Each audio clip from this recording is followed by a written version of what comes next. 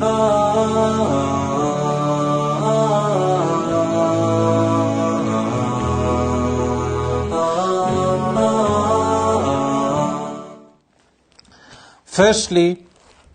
through Al-Quranul Kareem. Our first source of protection is Al-Quranul Kareem. Every Friday recite the entire Suratul Kahf, chapter number 18 of Al-Quranul Kareem. If you are unable to recite Suratul Kahf, then recite the first 10 verses and the last 10 verses. If you are unable to recite the last 10 verses, then just recite the first 10 verses of Suratul Kahf. Additional to this, have a wird, a litany that you recite from Al-Quran Al-Kareem every day, like Suratul Yasin, Suratul Mulk, Suratul Waqi'ah. So attaching ourselves to Al-Quran Al-Kareem, increasing our memorization of Al-Quran Al-Kareem. Secondly is knowledge. Increasing our knowledge of Quran and Sunnah.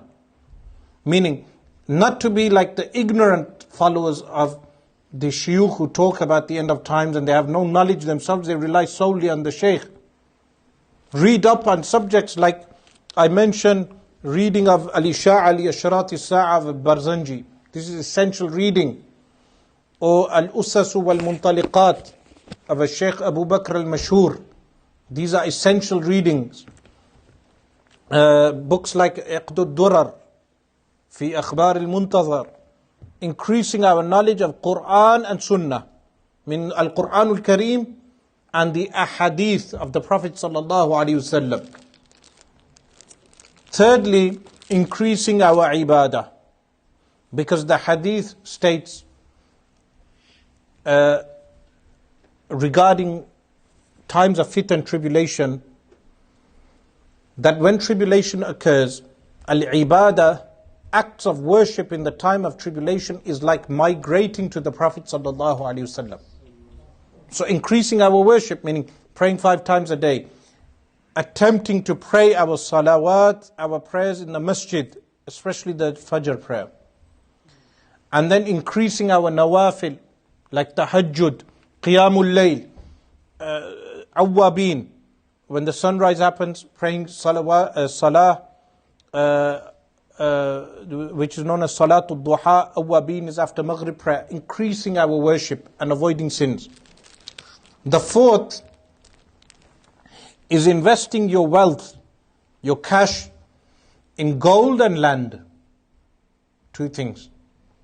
If you have savings, you should be buying gold and land. 2 things.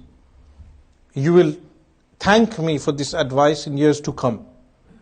Rather than saving cash, except for the cash that you need at the moment, if you have large amounts of cash, buy gold with that cash and land. These are 2 good investments. For instance, in Wales, you can buy 2 acres of land for £40,000.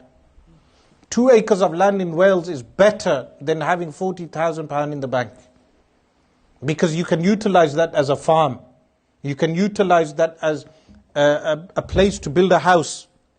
Land will always increase in price and never decrease. Remember, most wars are for land. Then they are for water and gold.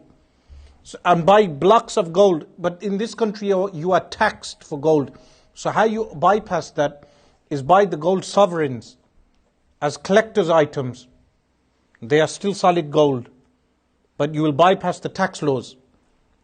So invest in gold and land.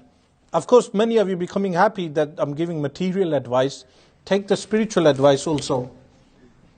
The fifth is a water source. Always be near a water source, that if the water is cut off, you are near a water source. In Yorkshire, you will not have that problem. Yes, you will have wells. But identify those wells, identify the rivers, identify a watering source, sanitation. Do not follow the way of people in India, Bangladesh and Pakistan, where the people have no common sense of sanitizing water.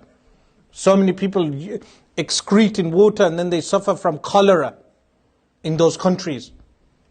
And then you have a mosquito problem because they have no sewage system. And then mosquitoes spread diseases like malaria, and people die from those things because of lack of sanitization. This is something the Khan government should be working on first. Sanitizing water. If you want a Medina society, fix the watering system and the sewage system. If you want a Medina society, replace the paper money with gold and silver. If you want a Medina society, finish taxes and collect zakat. Finish taxes and collect jizya. Finish taxes and collect kharaj. Finish taxes and collect ushar.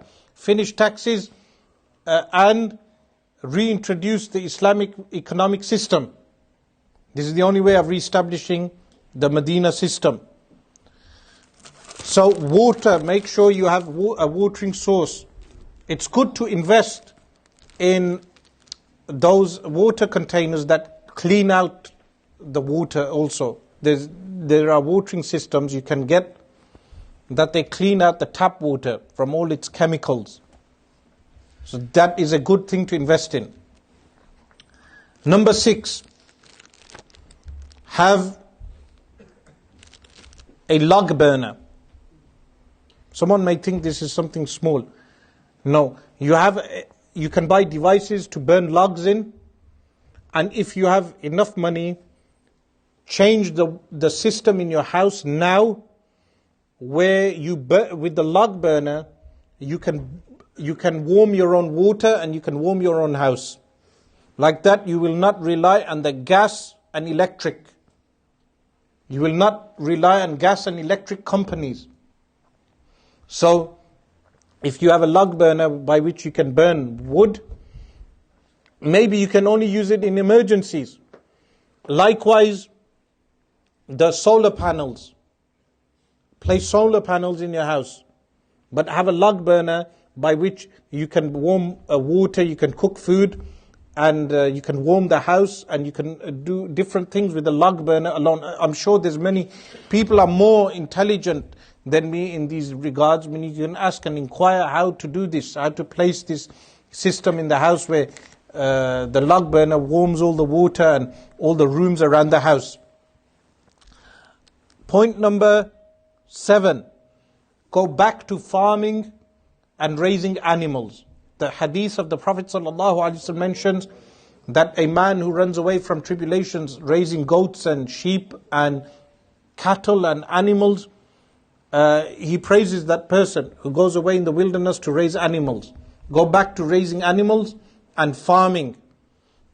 For people from Kashmir, they can go back to farming and also have the reward of ribat. Ribat is standing in the way of Allah subhanahu wa ta'ala to defend your land, because the Indian army is on the border. So if you have land in Kashmir, open farms in Kashmir, you won't fall into the hadith where the Prophet ﷺ foretold in the end of times there will be people who will farm, but they will abandon jihad.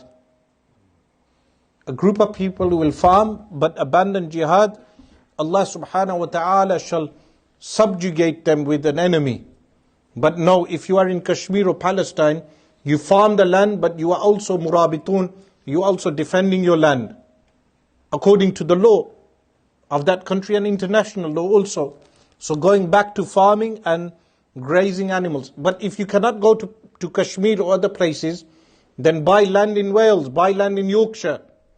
And meaning a few of you, if you come together, you can invest in land in the UK also. This brings me to my final point, which people always mention.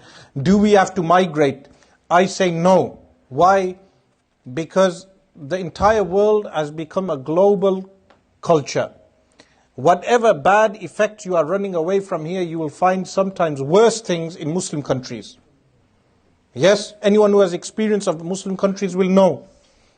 So rather than running away from the UK, invest in the UK, buy gold and land here in the UK and start farms, Muslim farms in the UK. Some people say we should leave the UK, but look at the infrastructure in the Muslim world that the Muslim rulers will give you more hassle in terms of your farming and different things than the UK government will. So you do not need to migrate. You can start investing as groups. So for instance, in Halifax, you have a group of Muslims that invest in a farm. Then everyone can go to that farm and buy their local produce. You can have 20 people investing in a farm. If someone says it costs too much, then if you get 50 people investing £1,000 for a non-profit farm, and then you allocate one person to run the farm who will get a wage from the farm, and the rest of you can go and buy your dairy and products and your milk and different things, natural things, keeping the farm running, then local community can keep the farm running. Why is this important? If there is an economic crash tomorrow, your paper money or money is worthless, but your farm will be worth something. Your animals will be worth something. Your gold will be worth something. So these are the best guidelines. I gave thought to this that I can give for people on the Akhirul Zaman, not to despair. You carry on with life. You carry on with life, but if you carry, how many guidelines? 9? But there are 9 guidelines. If you follow these 9 guidelines, inshallah, Allah subhanahu wa ta'ala will protect you. Of course, there's dua as well. Many du'as you can do. Go through Al-Adhkar of Al-Imam al-Nawawi, you'll find different dua that people can recite to protect themselves from tribulation.